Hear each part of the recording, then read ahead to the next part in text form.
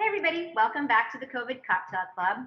Today we are going to make a cocktail called the El Diablo, which translates not so loosely to the devil.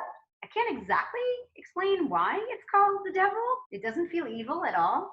It doesn't even feel spicy, and to me that sounds like it should be a really spicy drink when the only thing with real spice in this cocktail is ginger beer, which I guess is spicy, but it's like sweet spicy, not like spicy spicy. It makes no sense. It's kind of like the White Lady. It's just a name that doesn't necessarily have any relevance. So the El Diablo is a somewhat classic tequila drink. It's an iconic one, but it's a little bit of a departure from what you typically think of as a tequila drink. It's sort of a mishmash of a margarita and a mule and a dark and stormy all sort of together. It's a sweeter tequila drink, if you will. And it's a nice refreshing one because it's served in a highball over ice. So this will be a nice one, I think, for the summer. And if you like a sweeter drink with some fizz in it, the ginger beer will give that to you. I would also add, and we're not doing it today, at least I don't think we are. See, you have tequila. It calls for reposado, which we've talked about in the past, versus like a blanco, although there are some recipes that call for a blanco as well. But given that it calls for a reposado, which has a little more to it, this could be one if you're still not into mezcal but wanting to try mezcal. I think the ginger beer, the creme de cassis in it may ground it a bit. So if you wanted to try that as a way to test the waters, maybe try that as well. I mean, I sort of always recommend that. Right. Well, I'm just saying this is one that because you mentioned sweet, I started thinking this could be a starter for some people to get into mezcal. That's a good point. But if you don't have reposado tequila on hand, absolutely use your blanco because there are recipes that do call for blanco, so you really can't go wrong here. It's also not a place to use your expensive tequila because the ginger beer sort of hides it. While there's no exact timeline of exactly when this drink came up, the oldest, I guess, records we found in doing some research earlier was Trader Vic's in their book in 1940s, 46. I read somewhere else where it sort of just came along right around when the margarita did. So, you know, to Rysse's point, while you guys may not have heard about it, within the industry, within tequila cocktails, it is considered, you know, one of those classics or, you know, one of those iconic drinks. So hopefully you guys will like it today. It's a good excuse to buy creme de cassis. One thing I read about creme de cassis, really, it's a nice bottle to have in your bar for drinks that need a little bit of sweetness, but are not as artificial tasting as like creme de, you know, the blackberry liqueurs, the cherry liqueurs, not Luxardo, but some of those more artificial, sweet, kind of the word you're looking for is cloying. Cloying? Cloying. Okay, I'll go with that. It's a good word. This provides just enough sweetness, but also it has sort of a vegetal quality because it comes from black currants. So a lot of people think it's blackberries. It's actually berries from the black currant, which do give it that sort of vegetal, sort of earthy profile. So not quite as sweet. It's sort of sweet forward with like sort of an earthy finish to it.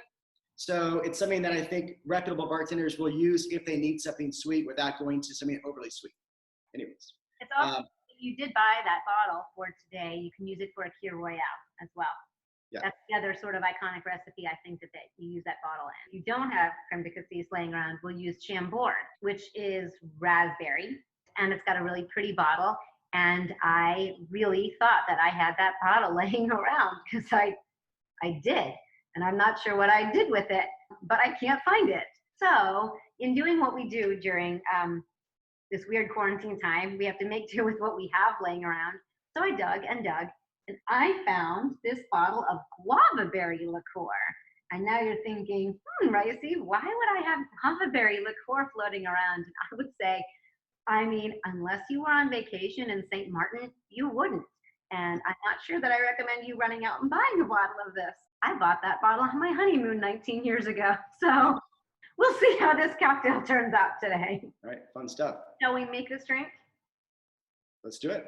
We're going to use our shaker because it's not all booze and there's citrus in here, so we're shaking this one. We're not going to shake all the ingredients because you know what happens if you shake a carbonated beverage. That's no good.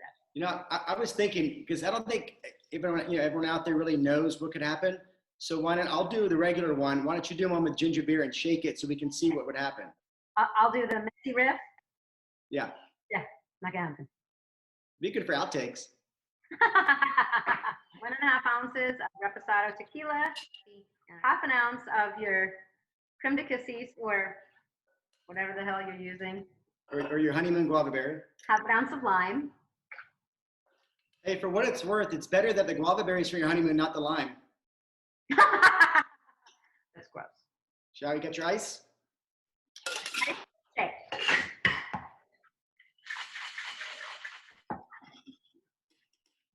Fine strain this.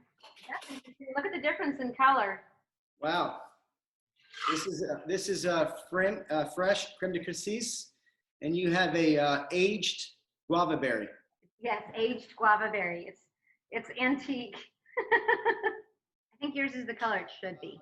Guys, we top with ginger beer. If you look at recipes, it'll say 2 ounces, 3 ounces. At the end of the day, it really depends on what kind of glass you're using. So I'm not even going to measure this out. I'm just going to top it. I'm using Goslings. You have Goslings as well. And then just top it off. Use one of Rysse's favorite paper straws. Give it a little stir. What do you have there? Lime and a blackberry? Lime and a blackberry. And I've got candied ginger and a blackberry. I like that. We usually have candied ginger floating around, but I couldn't find any. We get that at Trader Joe's, and it makes for a really nice garnish. I'll put some in the mail for you. Thank you. All right. Well, this looks good. It's refreshing. It's good for a hot summer day or spring day here. Tomorrow. So we're going off on a different path for tomorrow in terms of prep. We actually want you guys to get some things ready today if you can. Go to your kitchen, find whatever fruit you have that maybe is still good, but it's not like perfectly ripe. It's like on its way out. It could be oranges, apples, peaches, kiwi, berries, really doesn't matter. And go ahead and grab just a handful for what we're doing. Look, this is quarantine time. Grab what you think your kids didn't eat. Just slice it up, chop it up, put it in a pitcher, fill it with about a cup of triple sec if you have it, or brandy, or if you have both, you can actually split it, do half and half. And that's all you have to do. And then just put it, actually leave it out, but maybe cover it in saran wrap. And let it, the term is actually macerate. I'm gonna say that again very clearly, macerate. Which is Jason for let it sit there. Yes, let it macerate, let it infuse, let it soak overnight. And tomorrow you probably already know where we're going with it. We're going to add some other things to it tomorrow, and it'll be a good cocktail for the weekend. Yeah, you'll be set for the whole weekend, or at least for Friday night. In Rysse's house, you'll be good for Friday afternoon. Ha ha ha. All right, guys, have a good one. Cheers, Rysse. Cheers, Jason.